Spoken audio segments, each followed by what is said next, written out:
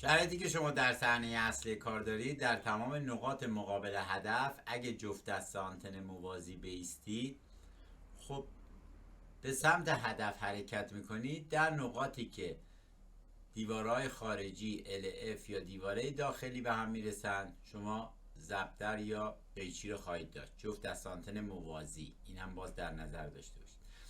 ولی در تمام نقاط M و N در هر چارزل، اگر شما پهلو کنید به جایی که مرکز هدفه و در این نقاط بایستید، در خود نقاط M و N ضربدر داشته باشید یا قیچی داشته باشید با جفت دست آنتن موازی، اینجا مرکز هدف اصلیتون نیست و خطا کردید. حتی اگه ویدیوهای 55 ترشورد 45 یا ویدیوهای مورد نظرتون با ترشورد 45 رو گرفته باشید، در چنین شرایطی که شما در نقاط مقابل هدف ضربدر و جفت دست آنتن موازی دارید تا مرکز هدف که به نسبت فاصلاش قبلا توضیح داده شده، اگر در نقاط M و N بایستید که در اضلاع نزدیک به هدفه، پهلو به هدف بکنید، جفت دست آنتن موازیتون ضربدر بشه، اینجا مرکز هدف اصلیتون نیست.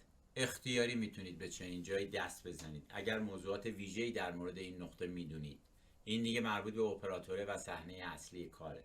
این فعلا اطلاعات عمومی اولیه این موضوعه در مورد پهلو کردن به هدف، جفت دست آنتن موازی در نقاط M و N، در نقاطی که میدونید آنتن ها با تک دسته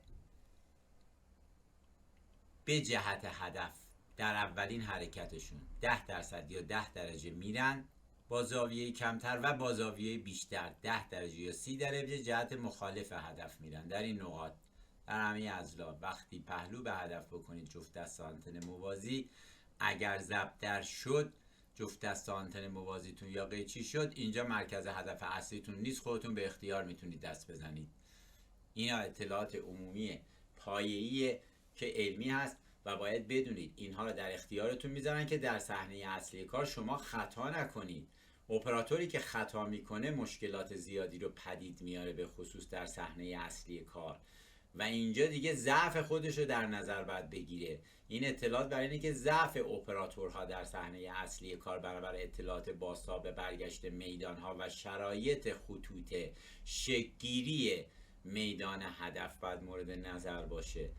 پس اپراتور حرفه‌ای همه این موارد رو در صحنه اصلی کار در نظر میگیره، پیاده میکنه تا موفق شه. اگر شما نقاط M و N رو درست نگرفته باشیدم، امکان داره اصلا شما بیاید جفت دست آنتن موازی کنید، ضربدرها رو نگیرید، بگید نه این مرکز هدف اصلیه. خب شما در گرفتن دیواره خارجی، داخلی یا ضلع‌های دورتر یا ضلع نزدیکتر اندازه و ابعادتون درست نباشه، که مثلا دیوارهای خارجی و عمدتاً تا داخلی در صحنه اصلی کار 3 متر دیگه یا 3 متر به بالاست که همه باید یه اندازه باشه در همه اضلاع. خب اینا پایه های علمی یه کاره. شما خب خطا کرده باشید، چنین چیزی در نظر نگرفته باشید، خب نقطه مقابل هدفتون هم باید اندازه بین دیوارهای خارجی داخلیتون باشه دیگه در همه اضلاع. خب اگه اینا رو در نظر نگرفته باشید، اشتباه کرده باشید، بیاید توی نقاط M و N هم وایسید، جفت دست آنتن موازی پهلو به هدف کنید، ضربدر نمیشه. خب این دیگه خطای اپراتور بوده دیگه، در جای دیگه خطا کرده، این خطا مشخص نشده.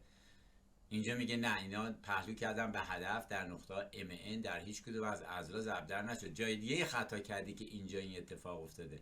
ولی اگه همه کارا رو درست انجام بده اپراتور دقیق، وقتی در نقطه M و N اضلاع نزدیک به هدف هم به ایسته، پهلو به هدف بکنه، جفت دست آنتن موازی ضربدر بشه، اینجا مرکز هدف اصلیتون نیست. حتی با یه ویدیوی و یه ترشورد، چه در مرکز هدف چه در اضلاع و زاویه ها به شما پاسخ داده باشه. این دیگه خودتون اختیاری میتونید به چنین جایی دست بزنید اگه اطلاعات خیلی دقیقی از اون محدوده دارید و خودتون مطمئنید، ولی از نظر پایه علمی پاسخی نخواهید گرفت.